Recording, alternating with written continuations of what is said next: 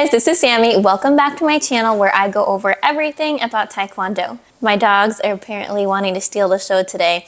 If you don't recognize this place, it's because I moved in here about 3 months ago now, I think. I'm actually in a much smaller house than before, so I don't really have a workout room in this place, but we love it. And I really wanted to talk about today's topic. I made an Instagram post about it a couple days ago where basically it's just going over weight cutting for Taekwondo. I really hesitated to film this video or even talk about it because there has been so many bad things that I've seen from weight cutting in martial arts or in Taekwondo specifically. So pretty much the idea is you pick a weight class, usually it's lower than what your actual weight is, and a lot of people will like starve themselves or dehydrate themselves or just really do a lot of really poor weight cutting things that end up really damaging their body or just making it so that they don't feel energized and fueled on competition day. I remember a specific time where I was on Facebook and I read this former US team coach that was like sharing a post about how her junior athlete did like all these crazy things because she was overweight, and on the day of weigh-in she ended up doing, I can't remember what it was, but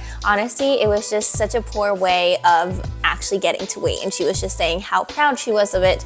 And especially for someone who's still like a child and growing, I just hated to see that being shared as something positive. Now, a lot of athletes and competitors are above their weight class that they fight in. I as well, I'm usually like 2 to 3 pounds over my weight class, just like as my normal weight. But after all these years of experience, I know what works for my body to weight cut and to do it like in a healthy way where I feel really good like the day of weigh-ins and the day I compete. And so I just wanted to share a few things, especially as I do my weight cut for nationals, which is happening in about 10 days. Just so you know, I'm competing in both USA Taekwondo and AAU Nationals this year, so that's going to be really fun. I am sparring. If you didn't get the heads up, I am back into competition sparring this year.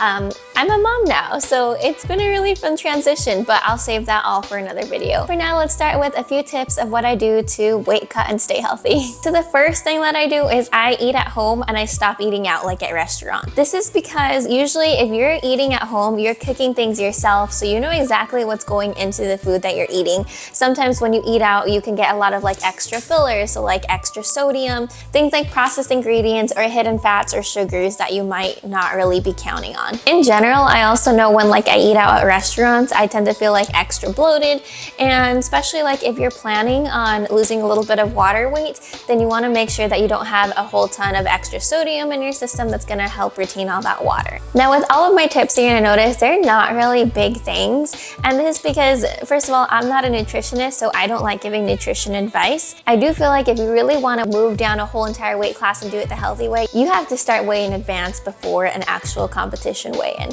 For this, I would recommend talking to a nutritionist or somebody who knows a little bit more about what will help you get there healthy so that you actually feel good. But these small things can help you with like a couple pounds before your weigh-in, so that way you don't have to do something like starve or dehydrate yourself before a weigh-in. So while I talk about eating at home, I try and meal prep my meals ahead of time, because if you take away like the decision process of, you know, like you're hungry, it's lunchtime and there's no food at home, there's a whole bunch of things in the fridge, but you have to like turn it into a meal, it just makes it that much harder to actually eat the meal at home.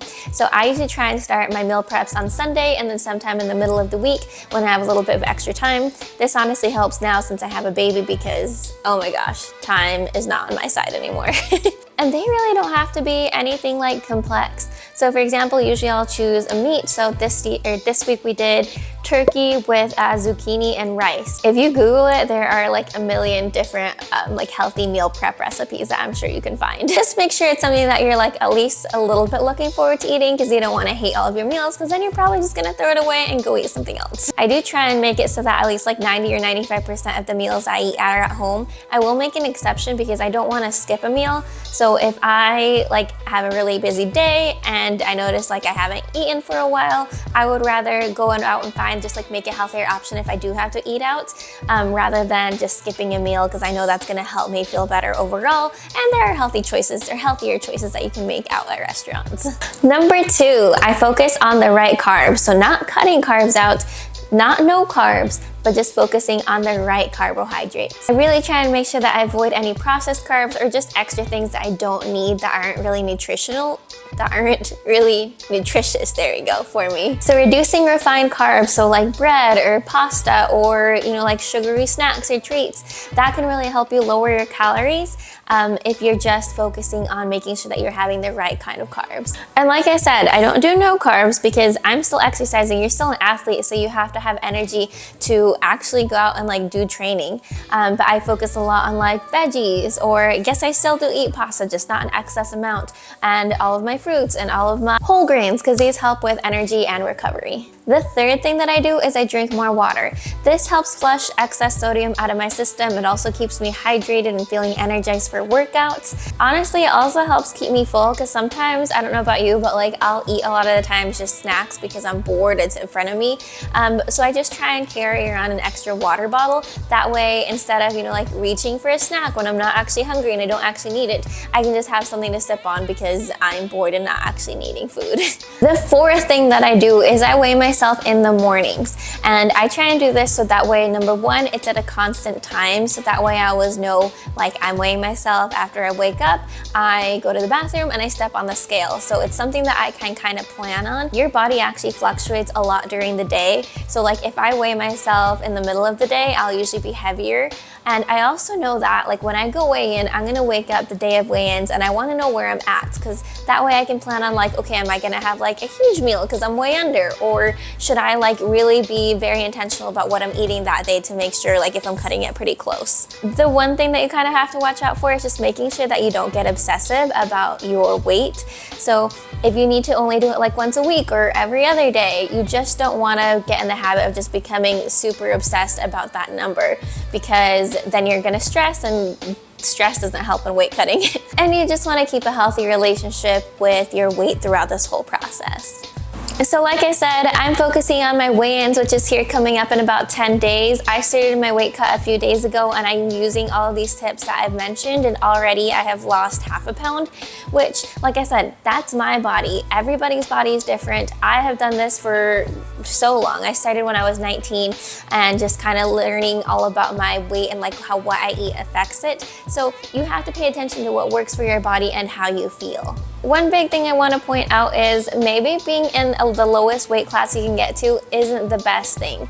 So really think about what weight class you not only like can make, but where you feel good about like fighting and maintaining that weight. Because if you're having like a huge stressor of always having to make weight and always having to be in a restrictive diet, that's not going to be fun, and honestly you're probably going to burn out. So really pick the weight class that works for you, not just the one that you can make, but the one that you feel good maintaining and fighting in. Because after all, we want to be healthy, and competing in the sport of Taekwondo should be something that's fun, not something that you are like constantly stressing about.